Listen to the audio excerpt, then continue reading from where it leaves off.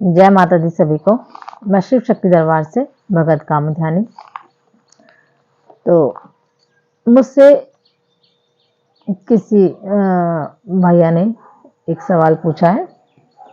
मैंने सोचा था कि बाद में बनाऊंगी वीडियो, लेकिन आजकल शक्तियाँ, माँ की शक्ति सभी कुछ एक प्रचंड रूप में चलती हैं, अच्छी भी और बुरी भी।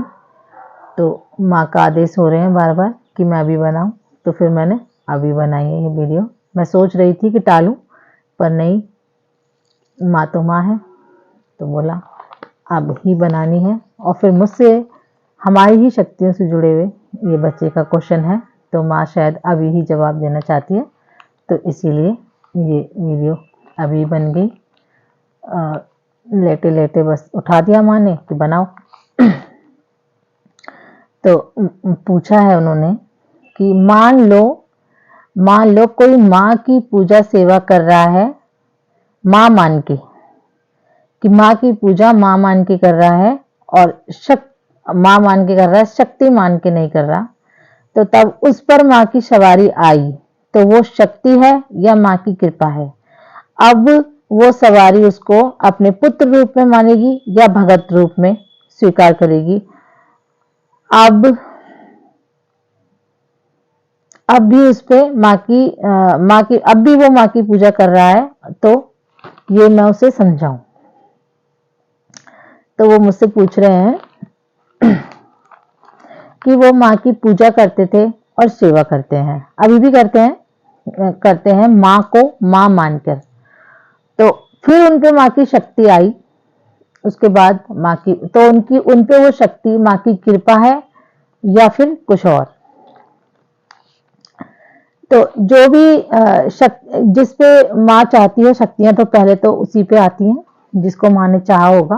तो किसी को माँ कुछ और समझाती है कि किसी और तरीके से मैं इसको पता चले, तो मैं उसको उस तरीके से आऊं, तो बहाना ये बने कि इसलिए आई उसलिए आई, बहाने होते हैं। तो जो माँ की कृपा जिसको भी मिल रही है, तो वो माँ की चाह से ही मिल रही है। तो माँ को तुमने माँ बना के पूजा, तो माँ की कृपा तुम पे मिली, तो माँ तुम्हें बच्चा ही समझेगी ना, भगत क्यों समझेगी? भगत तुम औरों के लिए हो, जो जिसके संकट तुम काटोगे, जिस गद्दी पर तुम बैठे हो, बैठने के बाद भगत बनोगे। तो जब तुम औरों के संकट काटोगे, माँ के लिए तुम बच्चे ही हो। बच्चे, माँ जिसको अपना समझती है, अपना बच्चा समझती है, गद्दी उसी को ही देती है। जिसको माँ ने अपना लिया, गद्दी उसी को ही प्राप्त होती है।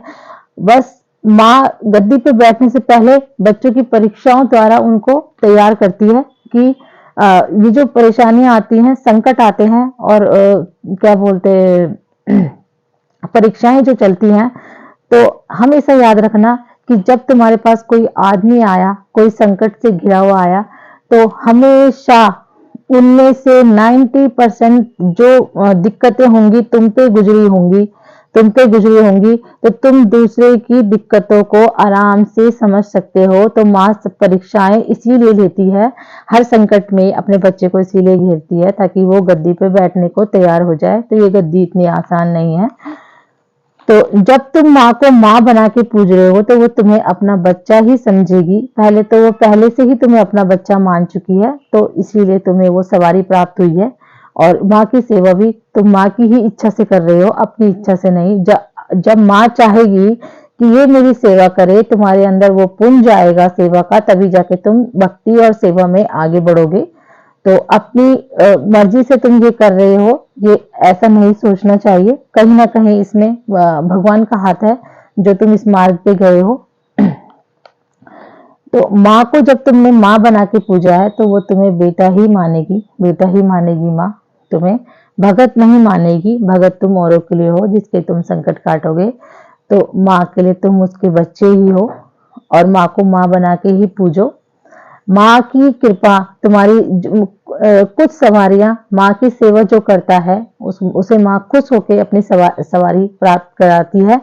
और कुछों को सवारी गुरु कृपा से मिलती है, और कुछ को सवारी अपने आप ही मिल जाती है। तो अपने आप तो हम कहते हैं कि अपने आप मिल गई, लेकिन हमने कुछ ना कुछ ऐसा किया होगा, इस जन्म में नहीं किया तो अगले जन्म में किया होगा, फिर पिछले जन्म में किया होगा। तो उस वजह से हमको सवारियां मिलती हैं। किसी ना किसी ने कुछ ना कुछ ऐसा किया होगा जो हमको सवारी प्राप्त हुई है।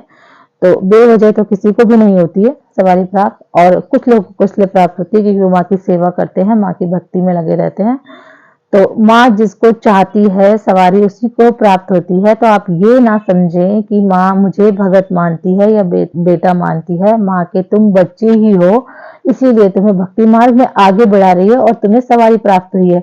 नहीं तो हम लोगों से ज्यादा पूजा तो पंडित लोग करते हैं मंदिर में, लेकिन फिर भी उनको सवारी प्राप्त नहीं होती है। तो वो माँ की सेवा पूजा करते हैं। तो तुमको जो सवारी प्राप्त हुई है, गद्दी प्राप्त हुई हो रही है, कृपा प्राप्त हो रही है माँ की, तो आध्यात्मिक में आगे बढ़ो और माँ की सेवा में यूं ही लगे रहो। माँ के तुम बच्चे ही हो। माँ जिसको गद्दी के लिए चुनती है वो माँ का अपना बच्चा होता है, अपना अंश आप तुम्हें दिया है। उस अंश को, उस बीज को तुम पेड़ बनाओ और माँ की कृपा यूं ही पाते रहो। अगर फिर भी समझ ना आए तो मुझसे पूछ लेना। पता नहीं मैं कि कुछ बना के नहीं बोल रही हूँ, बस माँ की वचन है ये जो निकल रहे हैं मुंह से, क्योंकि माँ मुझे बहुत देर से बोल रही थी कि मैं जवाब दूं जवाब दूं। तो मैं ये सोच समझ के नहीं बोल रही हूँ। अपनी तरफ से तुम्हें जवाब मिल गया होगा। तुम माँ के ही बच्चे हो, माँ के ही बच्चे हो तुम, और माँ ने तुम्हें चुना है।